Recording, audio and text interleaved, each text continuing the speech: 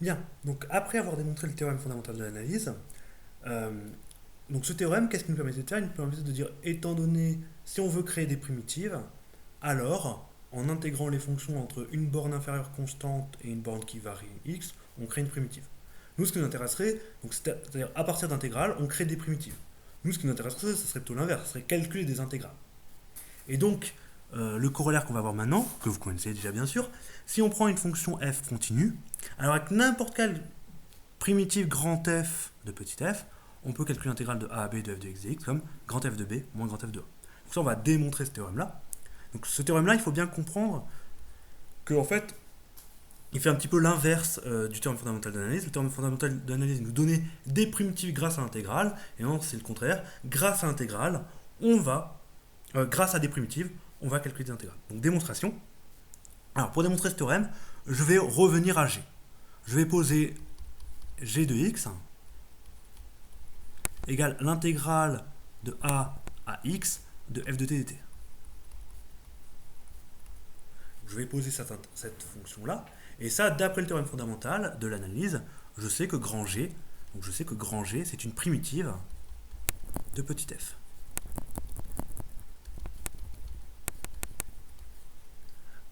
Et que c'est l'unique qui s'annule en A. Donc par rapport à tout à l'heure, ici, je prends le cas où x0 égale A. Tout à l'heure, x0, c'est n'importe quel réel dans I. Mais ici, je prends le cas où x0 est dans. De toute façon, il appartient bien au segment grand I. Donc j'ai le droit de prendre ce x0 là. Et donc ici, j'ai G une primitive de petit f. Et ici, j'en ai une autre. Donc si je réutilise mon théorème fondamental de l'analyse, le point numéro 2, je sais qu'il existe une constante C appartenant à R, telle que F égale G plus C. Et donc maintenant, ce que je vais calculer, c'est F de B moins F de A. Donc F de B, du coup, c'est égal à G de B plus C. Et F de A, c'est égal à G de A plus C. Pourquoi je calcule F de B moins F de A? Pour en faire la différence des deux, pour voir est-ce que ça donne bien l'intégrale. Donc je peux écrire que c'est F de B moins F de A quand je fais la différence des deux lignes. C'est donc égal à G de B moins G de A. G de B moins G de A. C que je ne connais pas, moins C, ça s'élimine. Et G de B, je peux le calculer puisque j'ai une expression explicite de G de X en fonction de l'intégrale. Donc c'est l'intégrale, quand je remplace X par B, donc de A à B de F de T dt, moins G de A, mais on a déjà dit que G de A valait 0. Et donc j'ai bien prouvé que F de B moins F de A valait bien l'intégrale de A à B de F de T dt. Et donc ça vous dit que dès que vous voulez calculer une intégrale entre A et B de F de T dt, il suffit d'en trouver une primitive, pas besoin d'avoir trouvé la primitive G qui s'annule en A, n'importe laquelle va fonctionner. Alors ici, vous remarquerez que j'ai appelé f de t dt et que dans le poly, ici, dans l'énoncé du théorème, je l'ai appelé f de x dx dans l'intégrale. Encore une fois, il faut bien se souvenir que ici, que le x qui est là, il est muet. Par contre, attention, si ici x, c'est une variable qui est là, cette variable-là, du coup, elle est prise puisque c'est la borne de mon intégrale. Ici, je ne peux pas l'appeler x et ici, je ne peux pas l'appeler x parce que du coup, il y aurait deux lettres, il y aurait la même lettre qui représenterait deux choses différentes. Ici, x, il est fixé et t varie entre a et x. Je ne peux pas mettre un x ici. Voilà. Donc voilà pour ce corollaire. Alors, maintenant on va voir un exercice qui est classique et qui en général est assez mal fait par les étudiants. C'est si on vous demande de dériver un truc comme ça. En général, quand on vous demande de dériver un truc comme ça, vous avez dans l'idée que la dérivée entre a et x d'une certaine fonction de petit f dt dt, si je le dérive par rapport à x, c'est f de x. Donc ça, c'est ce que vous retenez du théorème fondamental de l'analyse.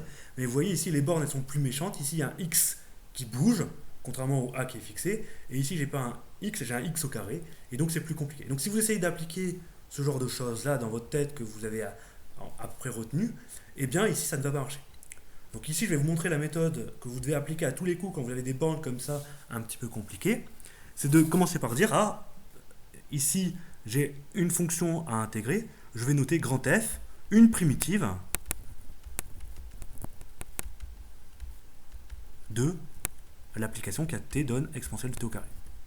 Est-ce que ça existe quand f est une primitive de ça? Bah oui, ça c'est une fonction continue. Et on a vu dans le théorème fondamental d'analyse que toute fonction continue admettait une primitive. Par exemple la fonction g. Donc ça, c'est continu, donc ça te met bien des primitives. Et donc comment je peux calculer cette intégrale-là? Eh bien, je peux calculer l'intégrale de x à x au carré de e de t au carré. Je sais, d'après le corollaire, que c'est f de x au carré moins grand f de x. Alors cette fonction-là, je ne l'ai pas donné de nom, donc je pourrais l'appeler h par exemple. Donc ça, c'est la fonction h de x. Enfin, h de x, ça vaut ça. Et donc du coup, moi, ce qui m'intéresse, c'est dériver h. Et vous voyez ici, en écrivant h comme ça, h de x égale comme ça, je l'écris comme une différence de deux choses. Or, je sais que grand f, elle est dérivable, parce que grand f, c'est une primitive, cette fonction-là, donc elle est dérivable et sa dérivée, c'est ça. Ici, l'application qu'à x donne x au carré, c'est quelque chose de dérivable. Donc ça, c'est dérivable. Grand f, c'est dérivable. Et par composition des deux, l'application qu'à x donne f de x carré, c'est dérivable. Donc tout ce qui est là est dérivable, et donc par différence de deux fonctions, par composé par différence de deux fonctions dérivables, h est dérivable. Et je peux calculer h' de x. H' de x égale, bon, je dérive. Donc quand je dérive tout ça, ici un x au carré, donc c'est une composée, donc il va me sortir un 2x, c'est-à-dire la dérivée de x au carré, f' de x au carré, moins f' de x. Seulement, c'est qui grand f'? Étant donné que ici j'ai pris une primitive de cette fonction-là, quand je dérive grand f, ça me dit que grand f'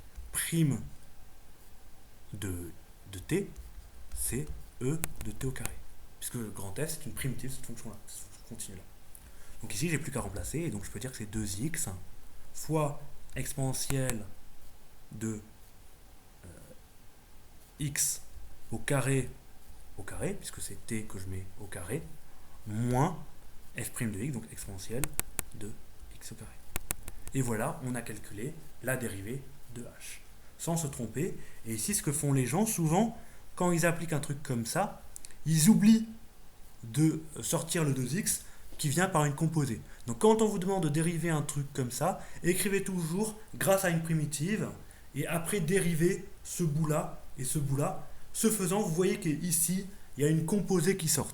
Bon, évidemment, là j'ai mis du x au carré, mais j'aurais pu mettre plein d'autres choses. Ça aurait été exactement le même principe. À chaque fois, quand je dérive une composée, eh bien, il y a la dérivée de ce qu'il y a là-dedans qui sort. Et donc, il ne faut pas oublier ce terme-là, parce que si vous l'oubliez, si vous oubliez le 2x, si vous ne le mettez pas, eh bien, vous n'aurez pas la bonne expression, et donc vous n'aurez pas les points à cette question-là. Mais pire que ça, vous n'aurez pas les points aux questions qui suivent si elles demandent d'utiliser le résultat de la question que vous avez mal faite. Donc, faites bien attention à ça. Souvent, c'est vraiment un point où les gens se trompent. Alors, une petite remarque, c'est que, étant donné que maintenant je peux trouver des intégrales, je peux intégrer n'importe quelle fonction. Si je prends un x strictement positif, je peux toujours intégrer entre 1x, 1 sur t dt, et ce résultat-là, qui dépend de x, je vais l'appeler ln de x. Et du coup, ce que je sais, c'est que quand j'applique le théorème fondamental de l'analyse, je sais que du coup, ln, c'est une fonction dérivable, et je sais même que c'est une primitive de l'application qui à t donne 1 sur t. C'est une application continue sur r plus étoile, et donc ça me dit que si je pose ça égal à ln, la dérivée de ln, elle existe, et elle vaut 1 sur x. Une fois qu'on a calculé la dérivée de ln, donc ici je pose ln, c'est-à-dire je suis en train de prouver que ln existe, je peux ensuite prouver que ln de a fois b égale ln de a plus ln de b. Je sais directement que ln de 1 vaut 0, parce que quand j'intègre entre 1 et 1, une fonction ça vaut 0 par convention. Je connais le signe de la dérivée, donc je vais réussir à démontrer que ln est strictement croissante, et donc je vais réussir à démontrer que ln réalise une bijection de r plus étoile vers r. Donc là je suis en train de reprouver toutes les propriétés que vous connaissez sur ln. Et donc, puisque c'est une bijection, je peux appeler exponentielle sa bijection réciproque. Et grâce au théorème de la bijection réciproque, je saurais calculer la dérivée de l'exponentielle de x grâce au théorème de la dérivée de la bijection réciproque. Je vous rappelle que si je veux dériver f-1 au point A, au point x, c'est 1 sur la dérivée de f au point f-1 de x. Et ça, c'est un théorème que j'avais démontré dans le chapitre dérivabilité. Attention, il y a une hypothèse, parce qu'ici, vous voyez, il y a une division. Pour faire cette division, il faut que f' ne s'annule pas. Ça, c'était un théorème qu'on avait vu avant. révisez-le si vous avez oublié les hypothèses. Si f' ne s'annule pas et que f est une bijection, je sais dériver la bijection réciproque f-1, à condition qu'elle ne s'annule pas. Mais ici, la dérivée, c'est 1 sur x, ça ne s'annule pas sur r plus étoile. Et donc, quand j'applique ce théorème-là, j'ai que exponentielle prime de x, c'est 1 divisé par f', mais f', ici, comme ma fonction f, c'est ln, sa dérivée, c'est 1 sur x, donc j'ai 1 divisé par f-1 de x, et ici, f-1 de x, c'est ce que j'ai appelé exponentielle de x. Donc j'ai 1 divisé par 1 sur exponentielle de x, et ça fait exponentielle de x. Donc là, je suis en train de prouver que l'exponentielle existe, c'est-à-dire c'est une fonction dont la dérivée c'est égal à n. Quand j'étais en terminale ou au premier semestre de prépa, vous avez admis l'existence du ln et de l'exponentielle, et là, on a démontré l'existence du ln exponentielle. L'unicité, c'est quelque chose que j'avais déjà démontré en terminale, donc on ne va pas le refaire, mais je peux vous dire, grâce à cette construction d'intégrale et grâce à cette compréhension des primitives, on sait poser ln de x égale cette chose-là, et on sait du coup que ln est automatiquement dérivable et que sa dérivée c'est 1 sur x d'après le théorème fondamental de l'analyse. Voilà, je crois que c'est tout. Ah non, il y a la suite. Donc, maintenant qu'on en est là, je vous laisse réviser tout seul, parce que ça, vous êtes censé le savoir faire, les primitives de référence, la méthode pour calculer les intégrales de la forme l'inverse d'un polynôme du second degré, ça, il faut vraiment savoir le faire. Voilà. Alors, je vous ai rappelé ensuite l'intégration par partie. Donc, l'intégration par partie, c'est que quand vous prenez deux fonctions de classe C1, alors l'intégrale de a à b de u'v égale le terme entre crochets u de x, v de x entre crochets, donc ça c'est la fonction prise en b moins la fonction prise en a, moins l'intégrale de a à b de u, v de x. Alors je ne sais pas si vous vous rappelez de la démonstration, on peut la démontrer rapidement. Démonstration. Donc si je prends des fonctions u et v de classe C1, je peux dériver le produit, donc je peux faire u, v, c'est encore une fonction de classe C1 d'après les résultats qu'on avait démontrés dans le chapitre des dérivabilités, et je sais même calculer la dérivée de uv', c'est u'v plus uv'. Et donc j'ai ces deux fonctions-là qui sont égales, je vais les intégrer entre a et b, donc c'est égal à l'intégrale entre a et b de uv' de t dt, égale l'intégrale entre a et b de u' t v de t plus u de t v' de t dt. Alors, le membre de gauche, je peux le calculer. Alors, ici, j'ai mis une parenthèse au mauvais endroit, c'est uv le tout prime. Donc, si je veux calculer ce bout-là, il me faut une primitive de uv', autrement dit, il faut une fonction qui, si je la dérive, je trouve uv', et ça, je la connais, c'est uv. Pourquoi? Parce que quand je dérive uv, j'obtiens bien uv'. Donc ici, je sais que c'est uv' de b moins uv' de a quand j'utilise le corollaire pour calculer des intégrales à l'aide d'une primitive. Et ici, je connais une primitive de uv', c'est uv. Du coup, ici, il n'y a plus de prime, la primitive, c'est uv. Égale. Et puis, de l'autre côté, j'ai deux fonctions, je peux séparer par linéarité. L'intégrale de la somme, c'est la somme des intégrales. Attention, ça ne marche pas avec le produit. Le produit des intégrales, c'est pas l'intégrale du produit, ça c'est une propriété qui n'existe pas. Mais c'est vrai avec la somme, par linéarité de l'intégrale. Donc ici, j'ai une première intégrale, plus une deuxième intégrale, l'intégrale de a à b de u, v' de t dt. Et quand je garde ce bout-là et que je fais passer ce bout-là de l'autre côté, donc il va apparaître avec un moins, j'obtiens bien la formule qui est là. Donc attention, moi je suis assez exigeant, et on sera exigeant avec vous au concours. Quand vous appliquez un théorème d'intégration par partie, ce qui va vous arriver souvent, vous indiquez toujours bien quelles sont les fonctions u et v que vous utilisez pour votre intégration par partie, et surtout, vous précisez bien qu'elles sont bien de classe C1. Souvent, ce sera évident parce que ce sera des fonctions exponentielles, logarithmes, mais ici, il y a un théorème, et un théorème, ça admet toujours des hypothèses. Enfin, il y a des théorèmes qui n'admettent pas des hypothèses, mais c'est quand même assez rare. Et donc, vérifiez toujours que les hypothèses de votre théorème sont bien vérifiées. Et ici, donc, il faudra bien que vous indiquiez qui est U et qui est V, et qu'elles sont bien de classe C1. Si vous lisez des rapports de jury de concours, vous verrez que parfois on reproche aux gens de ne pas avoir vérifié les hypothèses des théorèmes, et ça, c'en est un exemple courant. Voilà. Enfin, un dernier changement, la formule de changement de variable.